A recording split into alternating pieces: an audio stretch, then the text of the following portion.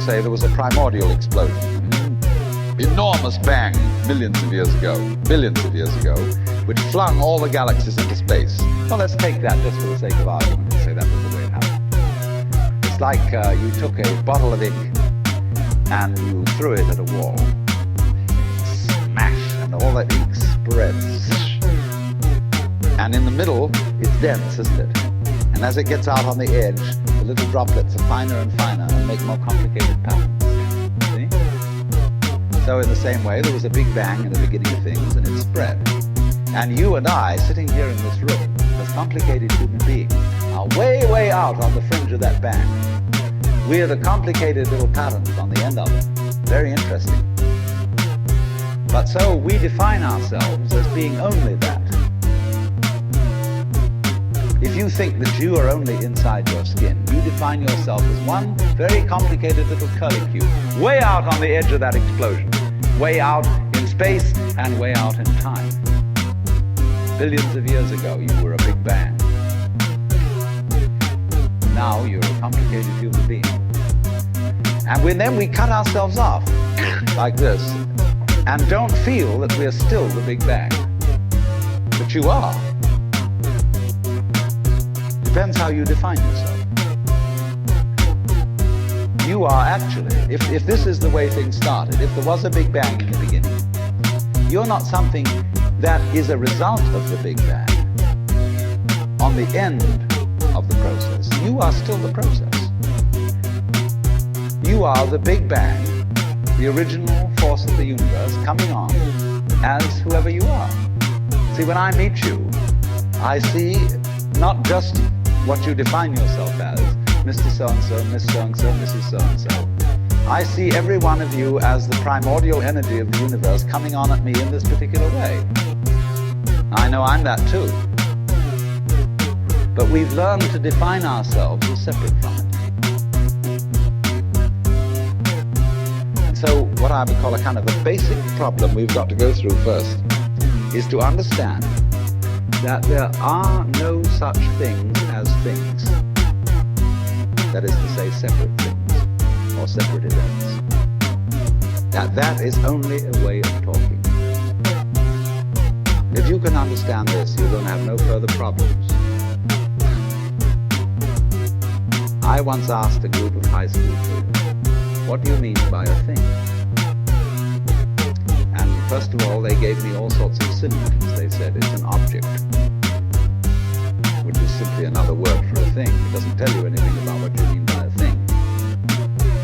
Finally, a very smart girl from Italy, who was in the group, said a thing is a noun. And she was quite right. A noun isn't a part of nature, it's a part of speech. There are no nouns in the physical world. There are no separate things in the physical world either. See, the physical world is wiggly. The clouds, mountains, trees, people are all wiggly. And only when human beings get working at things, they build buildings in straight lines and try and make out that the world isn't really wiggly. But here are we sitting in this room all built on straight lines, but each one of us is as wiggly as all get out. Now then, when you want to get control of something that wiggles, it's pretty difficult, isn't it? You try and pick up a fish in your hands, and the fish is wiggly and it slips out. What do you do to get hold of the fish? You use a net. And so the net is the basic thing we have for getting hold of the wiggly world. So if you want to get hold of this wiggle, you've got to put a net over it. And I can number the holes in a net. So many holes up, so many holes across. And if I can number these holes, I can count exactly where each wiggle is in terms of a hole in that net. And that's the beginning of calculus, the art of measuring the world. But in order to do that, I've got to break up the wiggle into bits. And I've got to call this a specific bit, and this the next bit of the wiggle, and this the next bit, and this the next bit of the wiggle. And so these bits are things or events. Bits of wiggles, which I mark out in order to talk about the wiggle, in order to measure it, and therefore in order to control it. But in nature, in fact, in the physical world, the wiggle isn't bitted. Like you don't get a cut-up fryer out of an egg. But you have to cut the chicken up in order to eat it. You bite it. But it doesn't come bitten. So the world doesn't come thing. It doesn't come invented. You and I are all as much continuous with the physical universe as a wave is continuous with the ocean. The ocean waves, and the universe peoples. And as the wave, I wave at you and say, you! The world is waving at me with you, saying, hi, I'm here. But our consciousness, the way we feel and sense our existence, being based on a myth that we are made, that we are parts, that we are things, our consciousness has been influenced so that each one of us does not feel that.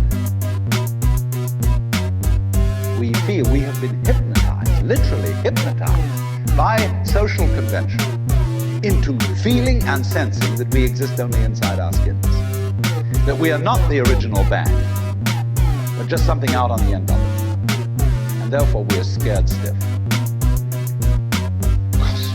My wave is going to disappear, and I'm going to die, and that would be awful. We've got a mythology going now, which as Father Maskell put it, we're nothing but something that happens between the maternity ward and the crematorium. And that's it. And therefore everybody feels unhappy and miserable. No, this is what people really believe today. You may go to church, you may say you believe in this, that, and the other, but you don't. Even Jehovah's Witnesses, who are the most fundamentalists, they're polite when they come round and knock at the door. But if you really believed in Christianity, you'd be screaming in the streets. But nobody does. You'd be taking full-page ads in the paper every day. You would have the most terrifying television programs. The churches would be going out of their minds if they really believe what they teach. But they don't.